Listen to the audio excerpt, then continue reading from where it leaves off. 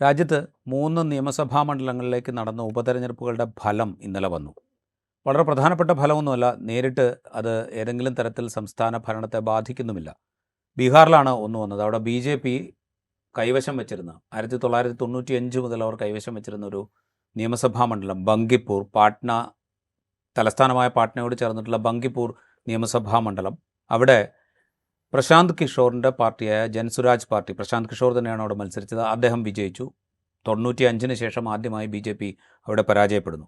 മധ്യപ്രദേശിൽ അവിടെ ദാത്തിയ എന്ന് പറയുന്ന മണ്ഡലം 2023 നിയമസഭാ തെരഞ്ഞെടുപ്പിൽ കോൺഗ്രസ് അവിടെ വിജയിച്ചതാണ്. ആ മണ്ഡലം കോൺഗ്രസ് തന്നെ, കോൺഗ്രസിൻ്റെ തിരഞ്ഞെടുക്കപ്പെട്ട പ്രതിനിധി ഒരു ക്രിമിനൽ കേസിൽ പ്രതിയായി ശിക്ഷിക്കപ്പെട്ടതിനെ തുടർന്ന് അയോഗ്യനായി അവിടെ ഉപതെരഞ്ഞെടുപ്പ് നടന്നു. ആ മണ്ഡലം കോൺഗ്രസ് നിലനിർത്തി. മറ്റൊരു ഉപതെരഞ്ഞെടുപ്പ് ഗുജറാത്തിലെ മഞ്ചൽപൂർ എന്ന് പറയുന്ന നിയമസഭാ മണ്ഡലത്തിലായിരുന്നു. അവിടെ BJP ആ മണ്ഡലം നിലനിർത്തി. പക്ഷേ അവരുടെ ഭൂരിപക്ഷം വലിയ തോതിൽ കുറഞ്ഞു. ഒറ്റ നോട്ടത്തിൽ വലിയ അസ്വാഭാവികതകളൊന്നും ഈ നിയമസഭാ ഉപതെരഞ്ഞെടുപ്പ് ഫലത്തിൽ ഇല്ല എങ്കിൽ പോലും ബങ്കിപ്പൂരിലെയും ദതിയയിലെയും മഞ്ചൽപൂരിലെയും നിയമസഭാ ഉപതെരഞ്ഞെടുപ്പ് ഫലത്തിന് പൊതുവായുള്ള ഒരു ട്രെൻഡ് എന്ന് പറയുന്നത് BJPക്ക് അവർക്ക് മുൻകാലത്തുണ്ടായിരുന്ന സ്വീകാര്യത നഷ്ടപ്പെടുന്നുണ്ടോ എന്ന ചോദ്യം വലിയ തോതിൽ ബലപ്പെടുത്തുന്നതാണ് ഈ നിയമസഭാ ഉപതെരഞ്ഞെടുപ്പ് ഫലങ്ങളൊക്കെ. പ്രത്യേകിച്ച് ജന്തർ മന്ദിറിലെ യുവാക്കളുടെയും വിദ്യാർത്ഥികളുടെയും പ്രക്ഷോഭത്തിന് ശേഷമാണ് ഇവിടെ വോട്ടെടുപ്പ് നടക്കുന്നത് എന്നതുകൂടി പരിഗണിക്കുമ്പോൾ. പക്ഷേ നമ്മൾ ഏറ്റവും ആദ്യം എടുക്കേണ്ടത് ബങ്കിപ്പൂരാണ്. പ്രശാന്ത് കിഷോറിൻ്റെ പാർട്ടി കഴിഞ്ഞ നിയമസഭാ തെരഞ്ഞെടുപ്പിൽ അധികകാലം മുമ്പ്, അകലെയല്ല, നേരത്തെ അല്ല, ഒരു വർഷത്തിനിപ്പുറമാണ് ബീഹാറിൽ നിയമസഭാ തെരഞ്ഞെടുപ്പ്. അവിടെ ഏതാണ്ട് 243 സീറ്റിലോ മറ്റോ ജൻസുരാജ് പാർട്ടി മത്സരിച്ചു.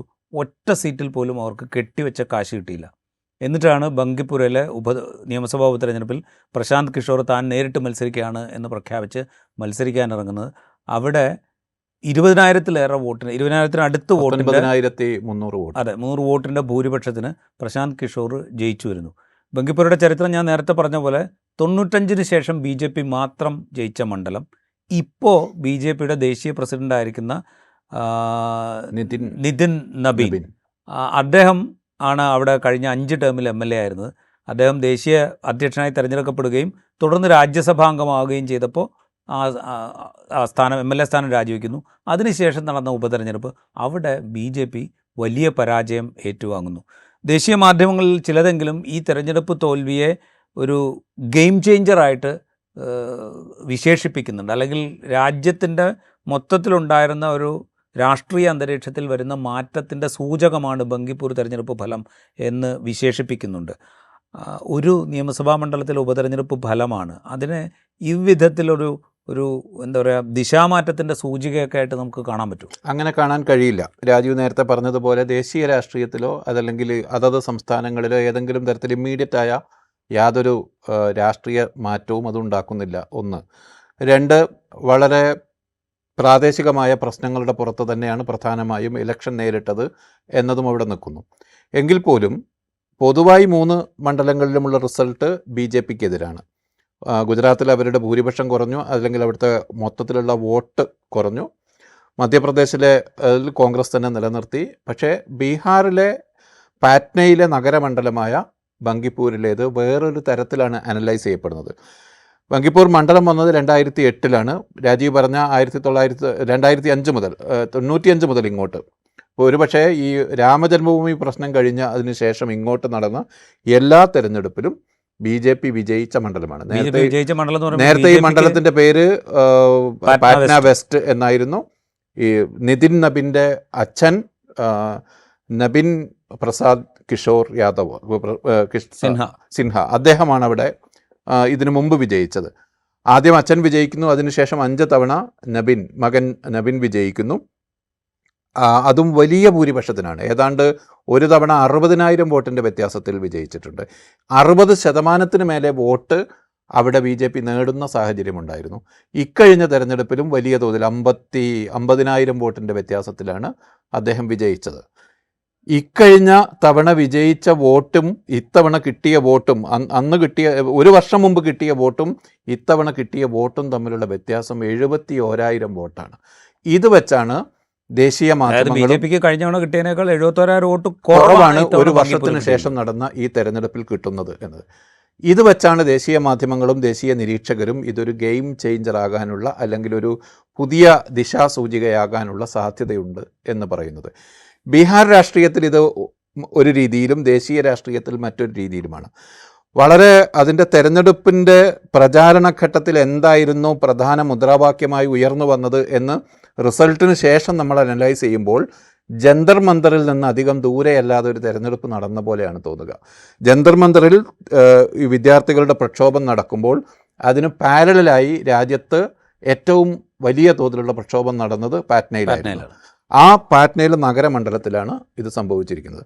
അതോടൊപ്പം തന്നെ ബി ജെ പിയെ ഒരു കാലത്തും കൈവിട്ടിട്ടില്ലാത്ത അപ്പർ കാസ്റ്റ് ഹിന്ദു വിഭാഗത്തിനാണ് അവിടെ ഏറ്റവും ഉയർന്ന സാന്നിധ്യമുള്ളത്. അതോടൊപ്പം വലിയ തോതിലുള്ള ഒരു മിഡിൽ ക്ലാസ്സിന് മേലെയുള്ള മിഡിൽ ക്ലാസ് അതിന് മേലെയുള്ള ജനവിഭാഗം താമസിക്കുന്നു. അവരുടെ പല കുട്ടികളും പുറത്താണ് പഠിക്കുന്നത്. ഈ വിധത്തിൽ ജന്തർ മന്ദറിലെ ജൻസി സമരത്തെ വേണമെങ്കിൽ ഒത്തുനോക്കാവുന്ന ഒരു തെരഞ്ഞെടുപ്പ് എന്ന് വേണമെങ്കിൽ ഈ തെരഞ്ഞെടുപ്പിനെ തീർത്തും പറയാം. ഇന്ത്യയിൽ അങ്ങനെയുള്ള അപൂർവ മണ്ഡലങ്ങളിലൊന്നാണ്. ബി ജെ പിയെ ഒരു കാലത്തും കൈവിട്ടിട്ടില്ലാത്ത അപ്പർ കാസ്റ്റ് വിഭാഗങ്ങൾക്ക് വലിയ മേധാവിത്വമുള്ള തീർത്തും നഗര കേന്ദ്രീകൃതമായ ഒരു മണ്ഡലം. അവിടെ ബി ജെ പിയുടെ ദേശീയ അധ്യക്ഷൻ സ്ഥാനമൊഴിഞ്ഞ് അദ്ദേഹം രാജ്യസഭയിലേക്ക് തിരഞ്ഞെടുക്കപ്പെടുകയും ബി ജെ പി അധ്യക്ഷ സ്ഥാനത്തേക്ക് വരികയും ചെയ്തതിനെ തുടർന്ന് ഉപതെരഞ്ഞെടുപ്പ് വരുന്നു. ആ തെരഞ്ഞെടുപ്പിലാണ് ഉപതെരഞ്ഞെടുപ്പ് വരുന്നു എന്ന് പറയുമ്പോൾ ബി ജെ പിയുടെ ദേശീയ അധ്യക്ഷനായി പോയ ഒരാൾ ഒഴിഞ്ഞ മണ്ഡലം എന്ന് പറയുമ്പോൾ ബി ജെ പി ആ മണ്ഡലം നിലനിർത്താൻ വേണ്ടിയിട്ട് വലിയ ശ്രമം അവിടെ നടത്തിയിട്ടുണ്ട്. അവിടുത്തെ ബീഹാർ മുഖ്യമന്ത്രിയായിട്ട്, അതായത് നിതീഷ് കുമാർ ഒഴിഞ്ഞതിന് ശേഷം ബി ജെ പിയുടെ ആദ്യത്തെ മുഖ്യമന്ത്രിയായി അവിടെ ചുമതലയേറ്റ സാമ്രാജ് ചൗധരി, അദ്ദേഹം അടക്കം 17 നേതാക്കൾ, 7 കേന്ദ്രമന്ത്രിമാരടക്കം 17 മുതിർന്ന നേതാക്കൾ എന്താ പറയുക പ്രധാന പ്രചാരകരായിട്ട് ആ മണ്ഡലത്തിലുണ്ടായിരുന്നു. എല്ലായിടത്തും എന്നുള്ള പോലെ ബി ജെ പി വലിയ തോതിലുള്ള പണം അവിടെ സ്പെൻഡ് ചെയ്തിട്ടുണ്ട്. വലിയ റാലികൾ അവിടെ സംഘടിപ്പിച്ചിരുന്നു. ഇതിനൊക്കെ ശേഷമാണ് അവിടെ വലിയ പരാജയം ഉണ്ടാകുന്നത്. അതൊന്നാമത്തെ കാര്യം. രണ്ടാമത്തെ കാര്യം, ഇപ്പോൾ ജന്തർ മന്ദർ പ്രക്ഷോഭത്തിൻ്റെ കാര്യം ബഷീർ സൂചിപ്പിച്ചു.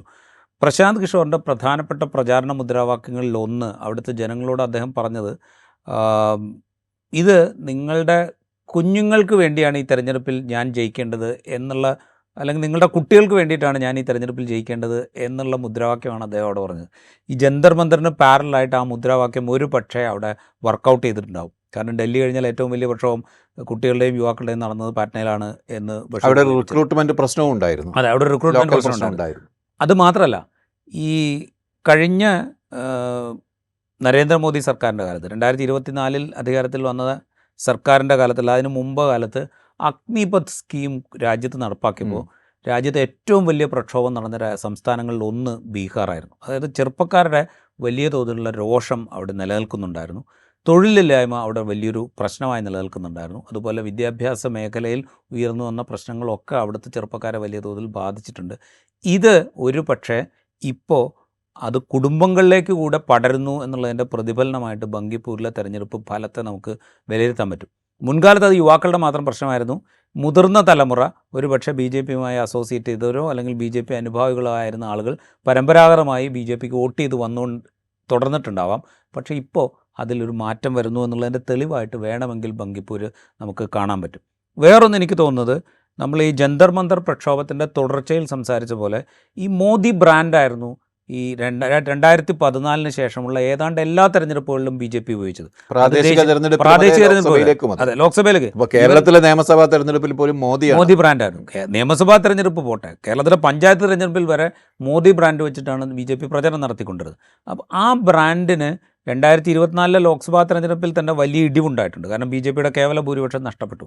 ആ ബ്രാൻഡ് കൂടുതൽ ഇടിയുന്നു എന്നുള്ളതിൻ്റെ തെളിവായിട്ട് വേണമെങ്കിൽ ബങ്കിപ്പൂർ ഉപതെരഞ്ഞെടുപ്പ് ഫലം നമുക്ക് കാണാം. ജന്തർ മന്ദറിലെ പ്രക്ഷോഭത്തിൻ്റെ അവസാനം, അതായത് ധർമ്മേന്ദ്ര പ്രധാൻ്റെ രാജിയിൽ തന്നെ ആ ബ്രാൻഡിൻ്റെ ഇടിവ് വലിയ തോതിൽ സംഭവിച്ചിട്ടുണ്ട്.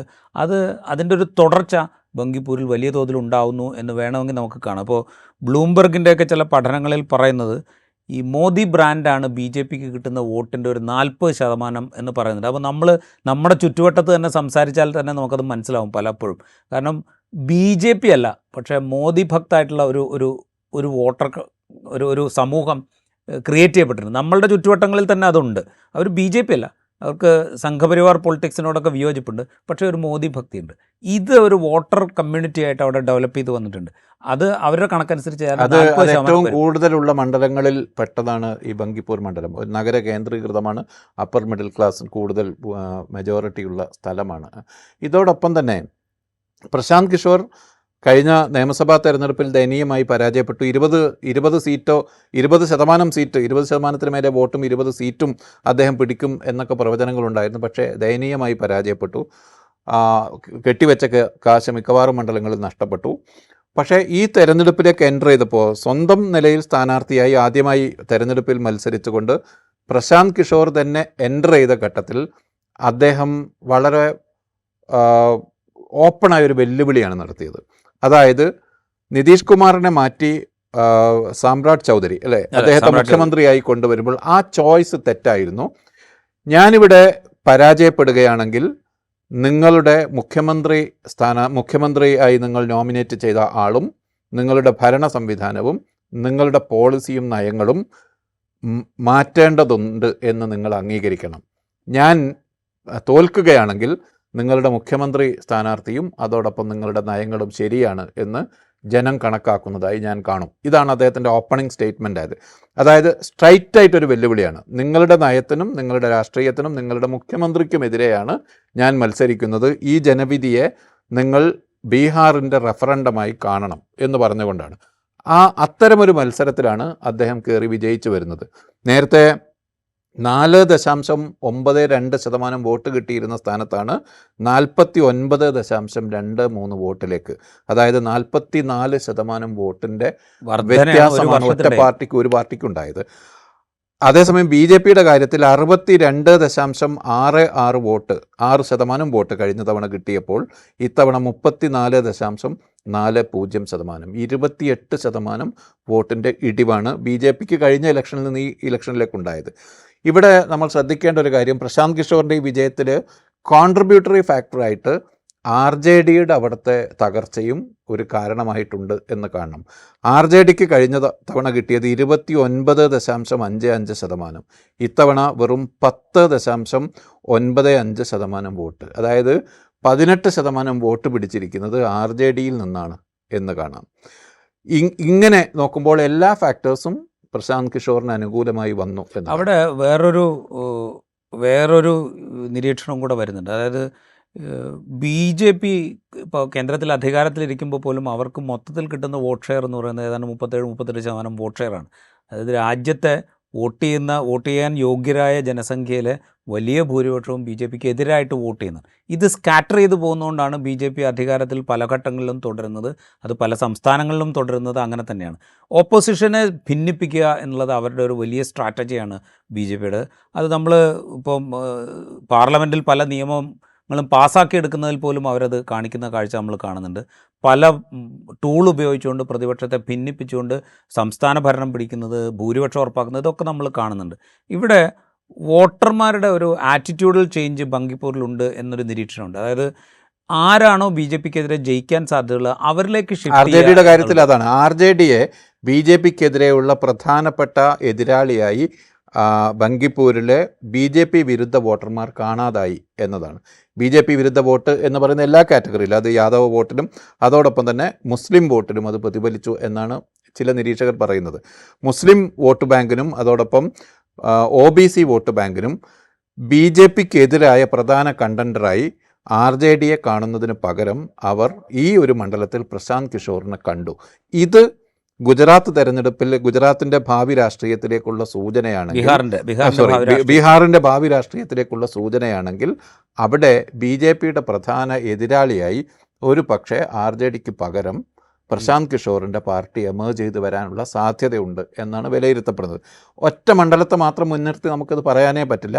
എന്ന് മാത്രമല്ല, നമ്മളിതിനെ മൈനസ് ചെയ്യേണ്ട ഫാക്ടേഴ്സ് എടുത്താൽ ഒരു മണ്ഡലത്തിൽ 3 ലക്ഷത്തിന് മേലെ വോട്ടുണ്ട്. അവിടെ 3 ലക്ഷം, അത്രയും വലിയ 3,79,000 വോട്ടുണ്ട്. അത്രയും വോട്ടുള്ളൊരു സ്ഥലത്ത് വെറും 34% പേര് മാത്രമേ വോട്ട് രേഖപ്പെടുത്തിയിട്ടുള്ളൂ. കഴിഞ്ഞ തവണത്തെ 41%-ൽ നിന്ന് 7% കുറച്ചാണ് വോട്ട് രേഖപ്പെടുത്തിയത്. അപ്പോൾ 1/3 മൊത്തം ഇലക്ടേഴ്സിൻ്റെ 1/3 പേർ മാത്രം വോട്ട് രേഖപ്പെടുത്തിയ ഒരു ഇലക്ഷനിൽ നിന്നാണ് നമ്മളിത് പറയുന്നത് എന്ന പ്രശ്നമുണ്ട്. അതോടൊപ്പം തന്നെ ഈ കുറഞ്ഞ 7% BJPക്ക് നേരത്തെ വോട്ട് ചെയ്തവർ എതിരെ വോട്ട് ചെയ്യേണ്ടി വരുന്നത് ഒഴിവാക്കാൻ വേണ്ടി വിട്ടുനിന്നു എന്ന നിരീക്ഷണവുമുണ്ട്. ചുരുക്കി പറഞ്ഞാൽ ഇത് ആർക്കെല്ലാം എതിരെയാണ് എന്ന് ചോദിച്ചാൽ, ഒന്നാമതായി BJPക്കെതിരെയാണ്, രണ്ടാമതായി ആൻറ്റി BJP പൊസിഷനിൽ നിന്ന് RJDയെ ജനം പതുക്കെ മാറ്റി പകരം ബീഹാറിൽ മറ്റൊരു പാർട്ടിയെ കൊണ്ടുവരുന്നു എന്ന സൂചന കൂടിയാണ്. ഇത്രയുമാണ് നമുക്ക് കണക്കുകൾ വെച്ച്, അതിൻ്റെ ട്രെൻഡ് വെച്ച്, മുൻ തെരഞ്ഞെടുപ്പുകളിലെ കണക്കുകൾ വെച്ച് അനലൈസ് ചെയ്യാവുന്നത്. അതേസമയം ജന്തർ മന്ദർ പ്രക്ഷോഭത്തിന് തൊട്ട് ശേഷം നടക്കുന്ന ഒരു തെരഞ്ഞെടുപ്പിൽ, ജന്തർ മന്ദറിലെ പോലെ തന്നെ പ്രക്ഷോഭം അരങ്ങേറിയ ഒരു നിയോജക മണ്ഡലത്തിൽ അല്ലെങ്കിൽ അതിന് തൊട്ടടുത്തായി നടക്കുന്ന തെരഞ്ഞെടുപ്പിൽ BJPക്ക് ഇക്കഴിഞ്ഞ തവണ വോട്ട് ചെയ്തതിനേക്കാൾ 71,000 പേർ കുറച്ചാണ് വോട്ട് ചെയ്തത് എന്നത് BJPയെ സംബന്ധിച്ച് വളരെ എന്താ പറയുക, ബ്ലീക്കായിട്ടുള്ള ഒരു സിഗ്നലാണ് നൽകുന്നത്. ഇതിൻ്റെ കൂടെ നമ്മളിപ്പോൾ മധ്യപ്രദേശിലെ ദതിയ മണ്ഡലം ചേർത്ത് വെക്കണം. കാരണം ദതിയ ഒറ്റ നോട്ടത്തിൽ നോക്കുകയാണെങ്കിൽ കോൺഗ്രസ് ജയിച്ചിരുന്ന ഒരു മണ്ഡലം, അവർ വീണ്ടും ഉപതെരഞ്ഞെടുപ്പ് വരുന്നു, അത് കോൺഗ്രസിൻ്റെ ഒരു MLA അവിടെ അയോഗ്യനാവുന്നു, അവിടെ ഒരു ഉപതെരഞ്ഞെടുപ്പ് വരുന്നു, കോൺഗ്രസ് നിലനിർത്തി എന്നുള്ളതാണ് ഒറ്റ നോട്ടത്തിലുള്ള ഒരു റീഡിങ്. പക്ഷേ അതിൻ്റെ ഇന്നർ ഡീറ്റെയിൽസിലേക്ക് പോവുകയാണെങ്കിൽ കഴിഞ്ഞ 3 തെരഞ്ഞെടുപ്പ് 2008 മുതൽ BJPയുടെ നരോത്തം മിശ്ര, അദ്ദേഹം കഴിഞ്ഞ 2023 വരെ അവിടെ ആഭ്യന്തര വകുപ്പിൻ്റെ മന്ത്രിയായിരുന്നു. അദ്ദേഹം തുടർച്ചയായി മത്സരിച്ച് ജയിച്ചിരുന്ന ഒരു മണ്ഡലമാണ് ദതിയ. അവിടെയാണ് 2023 നരോത്തം മിശ്രയെ പരാജയപ്പെടുത്തിക്കൊണ്ട് കോൺഗ്രസ്സുകാരനായ ഒരാൾ മത്സരിച്ച് ജയിക്കുന്നത്. അദ്ദേഹമാണ് പിന്നീട് ഒരു ബാങ്ക് ഫ്രോഡിലോ മറ്റോ പെട്ട് ശിക്ഷിക്കപ്പെട്ട് അയോഗ്യനാവുന്നത്. അവിടെ ഒരു ഉപതെരഞ്ഞെടുപ്പ് നടക്കുന്നു, അവിടെ ആ സീറ്റ് വീണ്ടും കോൺഗ്രസ് തിരിച്ചു പിടിക്കുന്നു എന്ന് പറയുമ്പോൾ കോൺഗ്രസ് അവിടെ പ്രതിരോധത്തിലാണ്, പല കാരണത്താൽ പ്രതിരോധത്തിലാണ്. ഒന്ന്, അവിടെ അടുത്തിടെ നടന്ന രാജ്യസഭാ ഉപതെരഞ്ഞെടുപ്പിൽ മീനാക്ഷി നട്ടരാജൻ്റെയോ മറ്റോ സ്ഥാനാർത്ഥിത്വം പോലും ഉറപ്പിക്കാൻ കോൺഗ്രസ്സിന് സാധിച്ചില്ല. അതവിടെ അവരെ ഡിമോറലൈസ് ചെയ്യുന്ന ഒരു ഘടകമായിരുന്നു. അതുപോലെ സ്വന്തം MLA ഒരു ക്രിമിനൽ കേസിൽ ശിക്ഷിക്കപ്പെട്ട അയോഗ്യനായിട്ട് വീണ്ടും മത്സരിക്കേണ്ടി വരുന്നു കോൺഗ്രസ്സിന് അവിടെ. ആ തെരഞ്ഞെടുപ്പിൽ പോലും BJPക്ക് ജനം വോട്ട് ചെയ്യുന്നില്ല എന്നുള്ളൊരു പ്രശ്നമുണ്ട്. അവിടെ ഈ നരോത്തം മിശ്രയ്ക്ക് കാൻഡിഡേച്ചർ കൊടുത്തില്ല എന്നുള്ളത് BJPക്ക് ഉള്ളിലുള്ളൊരു അസ്വാരസ്യത്തിൻ്റെ കൂടെ ഭാഗമായിരുന്നു. അതുകൊണ്ടുകൂടിയാണ് പരാജയം ഉണ്ടായത് എന്ന് ഒരു വാദമുണ്ട്. അതൊരു പരിധിവരെ ശരിയുമാണ്. പക്ഷേ എങ്കിൽ പോലും BJPയുടെ ഒരു കാൻഡിഡേറ്റിന്, അവിടെ BJP ഭരിക്കുന്ന ഒരു പാർട്ടിയാണ്, കോൺഗ്രസിൻ്റെ ഒരു MLA ജയിച്ചതെന്നുകൊണ്ട് പ്രത്യേകിച്ച് ഒന്നും അവിടെ സംഭവിക്കാനില്ല. ഇടയ്ക്കിടയ്ക്ക് നിയമസഭയിൽ നിന്ന് സസ്പെൻഡ് അതൊരു പൊളിറ്റിക്കൽ നിലവിലുള്ള ഒരു സർക്കാരിനെതിരെയുള്ള വോട്ട് എന്ന മട്ടിൽ. ഇതേ പ്രശ്നം ഗുജറാത്തിലുമുണ്ട്. ഗുജറാത്തിലും BJPയുടെ വോട്ട് കാര്യമായി കുറയുകയാണ് ചെയ്തത്. മുൻ തവണ കിട്ടിയതിനേക്കാൾ വോട്ട് കുറഞ്ഞ് ആണ്. മഞ്ചൽപൂരിൽ ഇപ്പോൾ അതായത് ഇതിനു മുമ്പ് നടന്ന നിയമസഭാ തെരഞ്ഞെടുപ്പിൽ ഏതാണ്ട് വലിയ ഭൂരിപക്ഷം, 1,00,000 മുകളിൽ ഭൂരിപക്ഷം ആ മണ്ഡലത്തിൽ BJPക്ക് കാൻഡിഡേറ്റിന് അവിടെ ഉണ്ടായിരുന്നു. വഡോദര ജില്ലയിലാണ് ഈ അസംബ്ലി മണ്ഡലം. BJPക്ക് വലിയ സ്വാധീനമുള്ള പ്രദേശങ്ങൾ ഉൾക്കൊള്ളുന്നതാണ്. പട്ടേൽ കമ്മ്യൂണിറ്റിക്ക് ഏറ്റവും കൂടുതൽ സ്വാധീനമുള്ള പ്രദേശങ്ങൾ ഉൾക്കൊള്ളുന്നൊരു മേഖലയാണത്. അതുകൊണ്ട് തന്നെ BJPക്ക് വലിയ സ്വാധീനമുണ്ട്. അവിടെ അവരുടെ ഭൂരിപക്ഷം ഏതാണ്ട് 1/3 കുറയും. ഇപ്പോൾ 30,000 വോട്ടിൻ്റെ ഭൂരിപക്ഷമേ ഉള്ളൂ.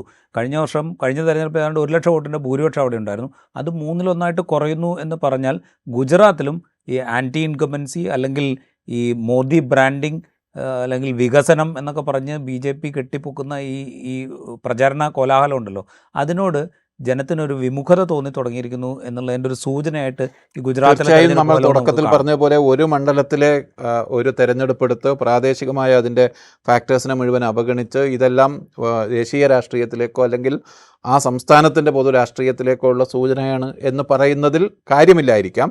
പക്ഷേ ഗുജറാത്ത് അടുത്ത വർഷം നിയമസഭാ തെരഞ്ഞെടുപ്പ് നേരിടാൻ പോവുകയാണ്. അത്തരമൊരു സ്ഥലത്താണ് ഈ ഭൂരിപക്ഷം 1/3 കുറഞ്ഞിരിക്കുന്നത്.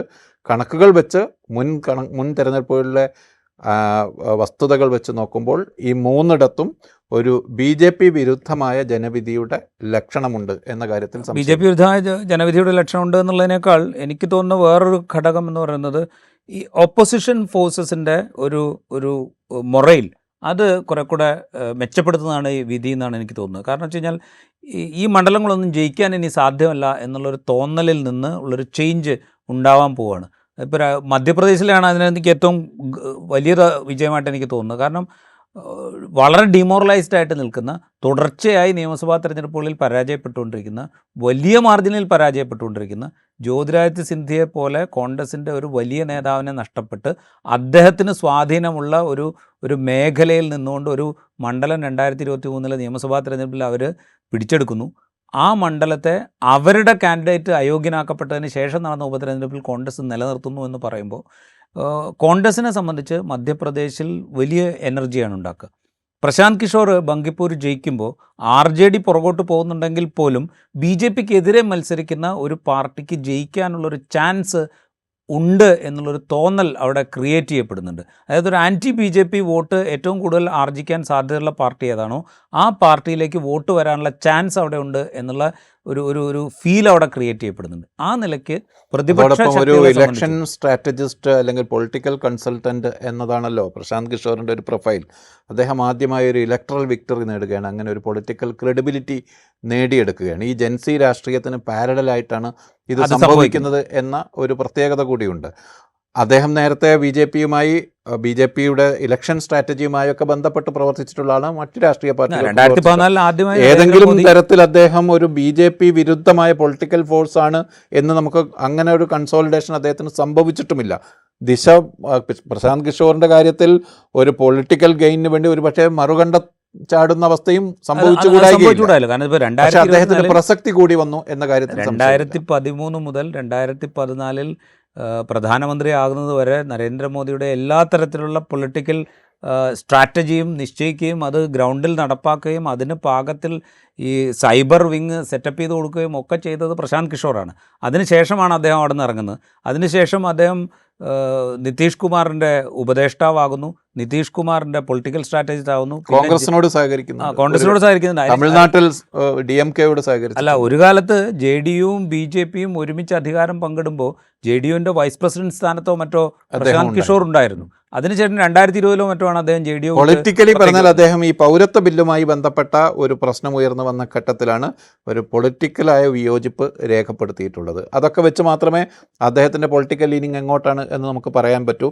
വലിയ തോതിലുള്ള ഒരു BJP വിരുദ്ധ ഫോഴ്സാണ് പ്രശാന്ത് കിഷോർ എന്ന് നമുക്ക് ഇനിയും പറയാൻ കഴിയില്ല. എങ്കിലും ഈ വീണിരിക്കുന്ന വോട്ട് BJPക്കെതിരായ സോളിഡായ വോട്ടാണ് എന്ന കാര്യത്തിൽ സംശയമില്ല. റൈറ്റ്. എന്തായാലും BJPയുടെ ദേശീയ അധ്യക്ഷ സ്ഥാനം ലഭിച്ച് രാജ്യസഭാംഗത്വവും കൈവരിച്ച് ഡൽഹിയിലേക്ക് നിതിൻ ജബീൻ പോയപ്പോൾ ദേശീയ അധ്യക്ഷൻ ഒഴിഞ്ഞ മണ്ഡലത്തിലാണ് BJPക്ക് വലിയ തിരിച്ചടി ഉണ്ടായിരിക്കുന്നത്. അത് എന്തൊക്കെ പറഞ്ഞാലും ഈ പ്രാദേശിക ഘടകങ്ങൾ അല്ലെങ്കിൽ ഇറലവൻ്റ് ആയിട്ടുള്ള തെരഞ്ഞെടുപ്പ് ഫലം എന്ന് വേണമെങ്കിൽ പറയാം. കാരണം ഭരണമാറ്റമോ മറ്റേതെങ്കിലും ചേഞ്ചോ ഈ തെരഞ്ഞെടുപ്പ് ഫലങ്ങളൊന്നും ഉണ്ടാക്കുന്നില്ല. എങ്കിൽ പോലും ഇതിൽ ചില സൂചനകൾ വോട്ട് ചെയ്ത ആളുകൾ നൽകുന്നുണ്ട്. അത് നമുക്ക് കാണാതിരിക്കാൻ കഴിയില്ല. ഈ എപ്പിസോഡ് ഇവിടെ പൂർത്തിയാവുന്നു. മറ്റു എപ്പിസോഡുമായി വീണ്ടും കാണാം.